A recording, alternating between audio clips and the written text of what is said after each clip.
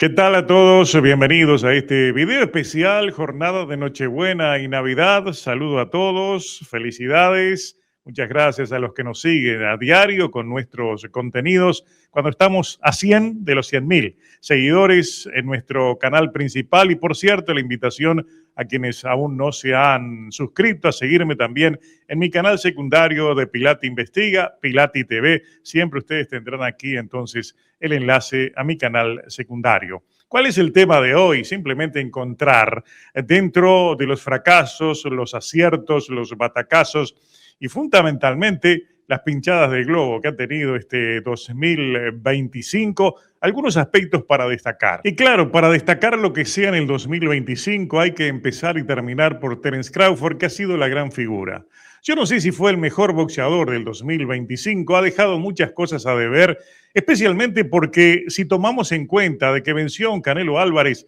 lejano de aquel Canelo Álvarez, incluso promedio que ganaba sus peleas en los escritorios, los méritos boxísticos no son tantos como sí lo son el hecho de haber subido 3 divisiones para enfrentar a un campeón unificado que no le dio ninguna ventaja, es decir, no le colocó la potestad de elegir alguna cláusula de peso. Sin embargo, no solo ganó, sino que le dio realmente una lección de boxeo. Está el hecho aquel de que realmente terminó pinchando un globo de 15 años, como lo titulamos en un polémico video de los nuestros, que en cierta medida intentó retratar lo que fue esta trayectoria de Canelo Álvarez desde Hatton hasta precisamente esa derrota contra otro 147, me refiero a Terence Crawford. Él fue Crawford, el boxeador del año, por más de una razón, porque además de haber vencido a Canelo Álvarez, de haberle quitado esos títulos que tenía secuestrados allí en su garage, también sirvió como un factor de revolución en el formato del boxeo, primero coincidiendo con la Liga TKO y los posibles planes de Turki Al-Ashik, y después porque también terminó en un pleito, en un conflicto con el Consejo Mundial de Boxeo, del cual él salió como el gran beneficiado. Él fue la víctima propicia de uno de los tantos errores que cometió Mauricio Sulaimán y se va del boxeo como una gran figura, como una verdadera leyenda, sin tal vez haber reunido los requisitos y los méritos necesarios a lo largo de su trayectoria, donde si bien nunca se dejó de reconocer sus grandes cualidades boxísticas, también hay que dejar en claro que le faltaron rivales, le faltaron grandes peleas a Terence Crawford para equipararlo, por ejemplo, a un Floyd Mayweather, incluso para equipararlo a un Alexander Usyk o a un propio Naoya Inoue, que han estado enfrentando a todo el que le pusieron por delante y a todo lo han vencido. Terence Crawford quedó a deber, pero hubo factores que quizás lo justifican, como ser aquello de que estaba en una promotora que no le conseguía las peleas, que además Terence Crawford reclamaba más de lo que el propio Arun decía que valía, y por ahí entonces se fueron pasando los años y fueron pasando las grandes peleas que no las asumió en el momento correcto. Especialmente porque si tomamos en cuenta de que su gran victoria en la 147 fue Errol Spence, recuerden que aquel Errol Spence no tenía nada que ver con el verdadero Errol Spence, aquel que peleaba y ganaba sus peleas antes del accidente en su Ferrari. Como sea, con claroscuros, Terence Crawford fue el gran personaje de este 2025 por mérito propio y además porque dejó una estela de heridas dentro del boxeo que seguramente van a hacer su eclosión ahora en el 2026 con la Liga TKO, de la cual seguramente Terence Crawford será uno de sus grandes embajadores. Y claro, no podemos dejar de hablar de Terence Crawford sin hablar de Turki Al-Ashik, que empezó siendo el todo en el boxeo y termina en silencio sin saber lo que es en este momento final del 2025. Por el medio pasaron muchas cosas, pero especialmente lo mandaron callar la boca. El Cela, que está debajo de lo que es el príncipe heredero del reino de Arabia, allí puso un límite a todas esas libertades que se estaba tomando Turki Al-Ashik. Y si bien seguimos bajo su influencia, los millones que Arabia está destinando al boxeo, también hay que tener en cuenta que todo esto será una gran incógnita para el 2026. Hay una campaña allí en Riyadh de grandes peleas, pero no sabemos si al frente de las mismas seguirá Turki Al-Ashik, que repito, termina en total silencio. Y quizás, por un lado, él es un hombre que ha tenido sus problemas de salud, pero por el otro lado también le han frenado mucho su influencia, repito, porque el reino árabe está destinando todas las las responsabilidades para esta área de sus inversiones, precisamente en la organización a la cual pertenece Turki Al Sheikh. Esa será, sin duda, una de las grandes incógnitas que nos espera para el 2026, el papel que tendrá o no en el boxeo Turki Al Sheikh. Canelo Álvarez es, a su manera, otra de las grandes figuras de este 2025, el año que quizás marca su salida definitiva del boxeo, independiente de las peleas que quiera asumir. Realmente ha recibido una herida muy profunda con sus dos participaciones en peleas programadas por Turki Al Sheikh. Por un lado, aquella pelea contra William School, un himno al aburrimiento, la pelea más mala del 2025 para muchos, y después lo que para muchos fue un batacazo de Terence Crawford, que le ganó con méritos, le ganó con autoridad a Canelo Álvarez esa pelea, sin olvidar de que fue un 147 que subió 3 divisiones para enfrentarlo. Todo esto pareció adelantar su salida del boxeo por la puerta trasera y ahora tiene que ver cómo convence a todos que puede ser aquello que siempre nos vendieron, pero fue el gran globo pinchado del 2025. Un globo que, si ustedes recuerdan, allá en el 2011, cuando se produjo su primera conquista, su primer título contra Matthew Hatton, yo les dije que hasta que no me convencieran de lo contrario, para mí Canelo sería un globo. Allí está el título de aquel artículo en mi blog de ESPN del 2011 y obviamente al 2025, en que sale definitivamente del mercado de ese boxeo circo, Canelo Álvarez siguió siendo un globo por más de una razón, independiente que haya tenido malas y buenas peleas, y algunas incluso que las pudo ganar con legitimidad. Otro de los grandes fracasos de este 2025 fue quién más que Gervonta Davis. Yo creo que fue el fracaso mayor, especialmente porque Gervonta Davis defraudó a los pocos que aún creían en que podía ser la gran figura, la gran cara del boxeo, en aquella pelea que le regalaron un empate contra Lamont Roach. Después aquellos anuncios disparatados que realizó anunciando que dejaba el boxeo, insultó al boxeo que le ha dado todo en la vida y esperaba que esa pelea contra Jake Paul le brindara los millones necesarios para no tener que regresar al boxeo.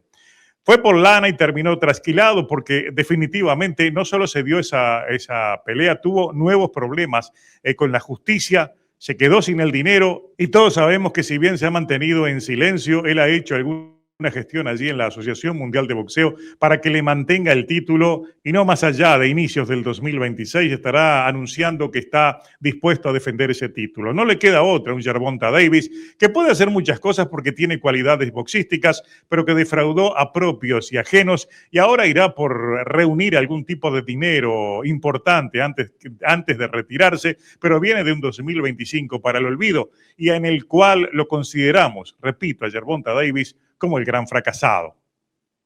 Si hablamos de otros aspectos como el mayor espectáculo grotesco de este 2025, yo me quedo con Paul y Joshua. Uno, por el apoyo y la mentira de la propuesta de Jake Paul para los fans casuales, y por el otro lado, lo de Joshua, que realmente lo vendieron como una pelea que lo reivindica, luego de aquella derrota desastrosa, catastrófica, aquel knockout que recibió contra Daniel Dubois, y aparece a una pelea que en ningún momento debió ser autorizada contra Jake Paul, que fue un abuso imperdonable, que no sabemos si había o no detrás de las cortinas algún tipo de arreglo para que pelearan como pelearan durante 5 asaltos sin prácticamente tocarse. Y en el último parece que soltó algo que no estaba dentro del guión Anthony Joshua y realmente pudo vivir allí una tragedia. Algo que le veníamos marcando en las previas de ese espectáculo que, repito, para mí fue el más grotesco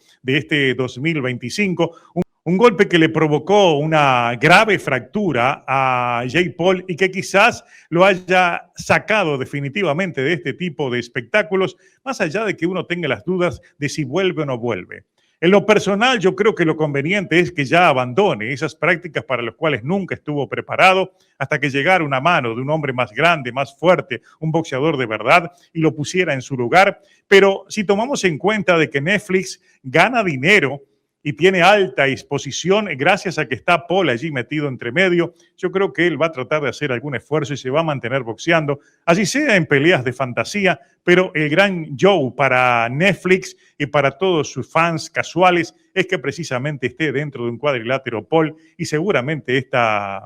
este circo va a continuar en el 2026, infelizmente, esperando que no suceda lo que casi sucede en este 2025. Una verdadera tragedia, pudo ser una desgracia para el boxeo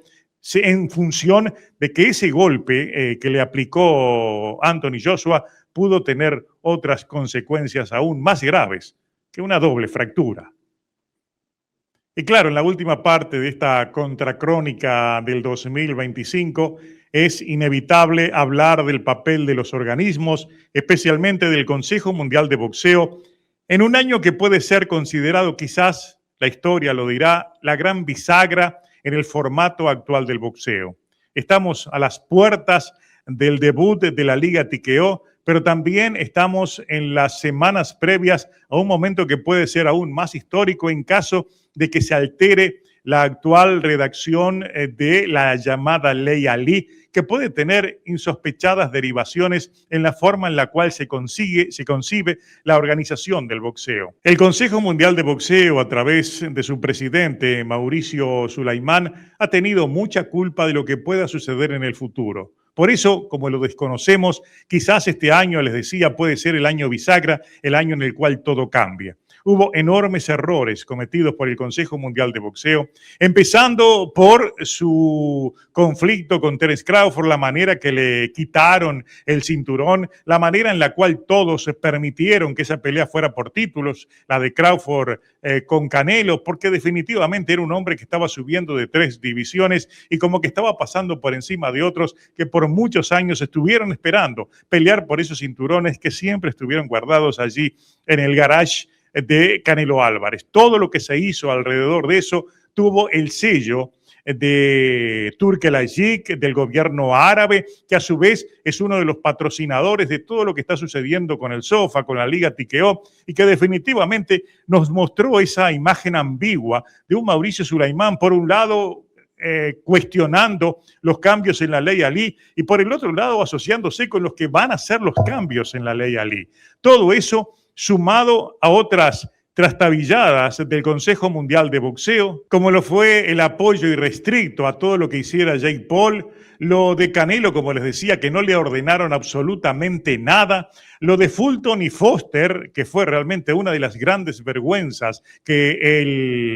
el trabajo directriz nos mostró, una de las peores caras que nos mostró en este 2025, el hecho de mezclarse con todo lo de Munguía y su no positivo, colocando allí los estrados del Consejo Mundial de Boxeo para sacar una defensa irrestricta de algo que no correspondía. Munguía no era campeón del Consejo Mundial de Boxeo. Y después los otros horrores. Lo de Ryan García, que fue corrido poco menos que a patadas, recibido con alfombra roja para permitirle una pelea de título en las 147 libras, unas 147 libras que ya habían vivido otro error con el regreso de Manny Pacquiao, el que también lo recibieron 4 años después de su retiro, dándole el primer lugar en la clasificación y permitiéndole una pelea de título. Lo que están haciendo ahora con Conor Benn, que lo llevaron al primer lugar de la clasificación cuando hacía 3 años que no peleaba en esa división. Lo que está sucediendo con Mbili y Girás, que le ordenaron una pelea cuando a Girás ahora la OMB le está ordenando una misma pelea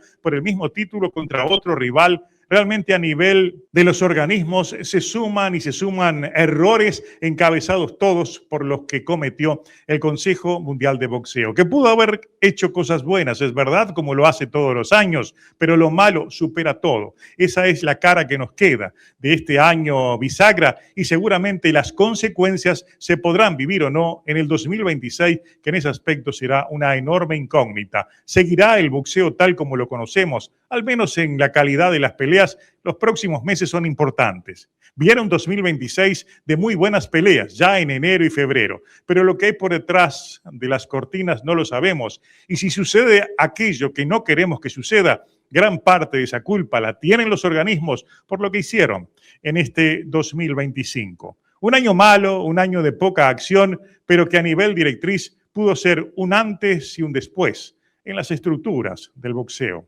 Como siempre decimos, amanecerá y veremos. Y por lo pronto, feliz Navidad para todos.